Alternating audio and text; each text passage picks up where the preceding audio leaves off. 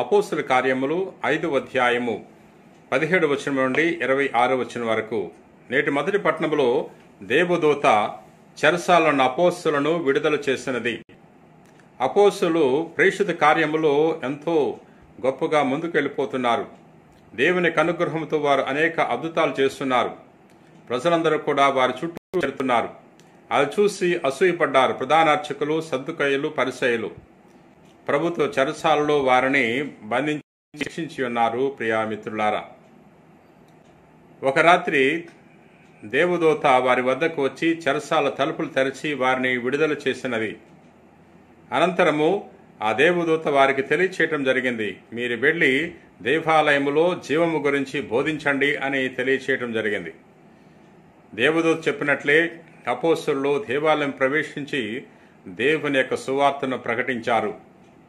తర్వాత రోజున ప్రధానార్చకులు, సద్దుకయ్యులు, విచారణ సభలోని సభ్యులందరూ కూడా సమావేశమై ఈ అపోస్తలులను విచారించాలని ప్రయత్నం చేశారు.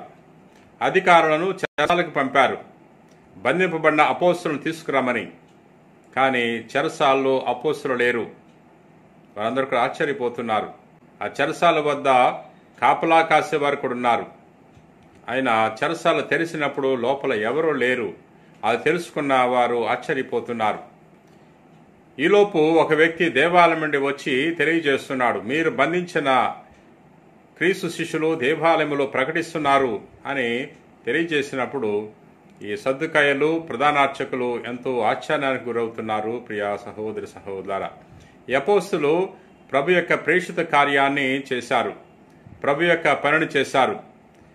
నిస్వార్థ బుద్ధితో క్రీస్తు ప్రభు యొక్క సువార్తను ప్రకటించి ఉన్నారు. తమ పని కొరకు కాకుండా దేవుని పని కొరకు పూనుకున్నారు. కాబట్టి దేవుడు వారికి తోడయ్యాడు. దేవుడు వారికి అనేక అద్భుత శక్తులను ఇచ్చాడు. దేవుడు వారికి ధైర్యాన్ని ఇచ్చాడు. దేవుడు తన దూత ద్వారా వారికి చెరసాల నుండి విముక్తిని కూడా దయచేసి ఉన్నాడు. ప్రియమిత్రులారా, మనం కూడా ఈ అపోస్తలుల వలె దేవుని పని చేస్తే దేవుడు తప్పకుండా మనకు సహాయపడతాడు. దేవుని యొక్క కార్యములో మనం కూడా భాగస్సులు కావాలి. ఈ సువార్త సేవ చేయటం దీవెనకరము. మరి క్రీస్తు యొక్క సువార్తను ఇతరులకు చాటి చెప్పాలి. ఈ అపోస్తలులు ఏ విధంగా అయితే ధైర్యముగా సువార్తను చాటి చెప్పారు, అదే విధముగా దేవుని యొక్క పనికి మనం పూనుకుంటే దేవుని యొక్క హస్తము ఎప్పుడు కూడా మనకు తోడై ఉంటుంది. ప్రియా మిత్రులారా, నేటి సువిశేషము యోహాను సువార్త 3వ అధ్యాయము 16వ వచనం నుండి 21వ వచనం వరకు. దేవుడు లోకమును ఎంతో ప్రేమించి తన ఏకైక కుమారుని ప్రసాదించను. ఆయనను విశ్వసించు ప్రతివాడు నాశనము చెందక నిత్య జీవం పొందుటకై అట్లు చేసెను. దేవుడు తన కుమారుని లోకమును రక్షించుటకు పంపినే కాని దానిని ఖండించుటకు పంపలేదు. విశ్వసింపని వాడు ఖండింపబడియే ఉన్నాడు. ఎలయనా దేవుని ఏకైక కుమారుని నామమున అతడు విశ్వాసముంచలేదు. క్రీస్తునాథుని యందు ప్రియా సహోదరి సహోదరులారా, నేటి సువార్తలో యేసు ప్రభు నికోదేముతో తెలియజేస్తున్నాడు.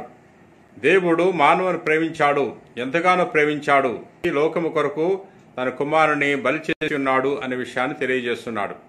ఎవరెవరైతే కుమారుని విశ్వసిస్తారో అటువంటి వారు రక్షింపబడతారని, ఎవరైతే తన కుమారుని విశ్వసించరో అటువంటి వారు శిక్షింపబడతారనే విషయాన్ని కూడా ప్రభు నికోదేముతో తెలియజేస్తున్నాడు. ప్రియా సహోదరి సహోదరులారా, దేవుని యొక్క ప్రేమ ఎంతో గొప్పది.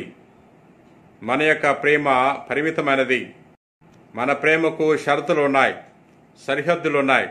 కానీ దేవుని యొక్క ప్రేమకు షరతులు లేవు, పరిమితులు లేవు, సరిహద్దులు లేవు. ప్రియా సహోదరి సహోదరులారా, దేవుడు తన కుమారుని మన కోసం, మన రక్షణార్థం ఈ లోకానికి పంపి ఉన్నాడు. మనలను దేవుని మార్గములో నడిపించటానికి, మనలను తండ్రితో ఐక్యపరచటానికి దేవాది దేవుడు తన కుమారుని పంపించి ఉన్నాడు. తండ్రి దేవుడు చేసిన త్యాగము ఎంతో గొప్పది. ఎంత గొప్పదంటే మనము మన యొక్క భాషలో దాన్ని వర్ణించలేము. దేవునికి తన ఏకైక కుమారుడు ఎంతో ప్రియమైన వాడు. ఆ ప్రియమైన ఏకైక కుమారుని మానవుల కోసం త్యాగం చేయటానికి ఏమాత్రం కూడా వెనుకంజ వేయలేదు. ప్రియా మిత్రులారా, దేవుని ప్రేమ అంత గొప్పది. మనము దేవుని యొక్క ప్రేమను చవిచూడాలి. దేవుని యొక్క ప్రేమను పొందుకుని ఆ ప్రేమను ఇతరులతో చాటి చెప్పడానికి ప్రయత్నం చేయాలి. ప్రియా మిత్రులారా, ప్రార్థన చేసుకుందాం. ప్రేమ కలిగిన ప్రభువా, దయగిన సర్వేశ్వర ప్రభువా, నేను స్తుతిస్తున్నా, మహింపరుస్తున్నా, గణపరుస్తున్నాం. ప్రభువా, నేటి సువార్తలో నువ్వు తెలియచేసి ఉన్నావు. దేవుడు లోకమును ఎంతో ప్రేమించి తన ఏకైక కుమారుని ప్రసాదించను, ఆయనను విశ్వసించే ప్రతివాడు నాశనం చెందక నిత్యజీవం పొందుటకు చేసిన తెలియజేసి ఉన్నావు. ప్రభువా, నీవు మానవాళి కొరకు ఎంతో త్యాగం చేసి ఉన్నావు. మానవుల యొక్క రక్షణమే నీ యొక్క ద్వేయముగా పెట్టుకుని నీ కుమారుని లోకానికి పంపి మా కొరకు బలి చేసి ఉన్నావు.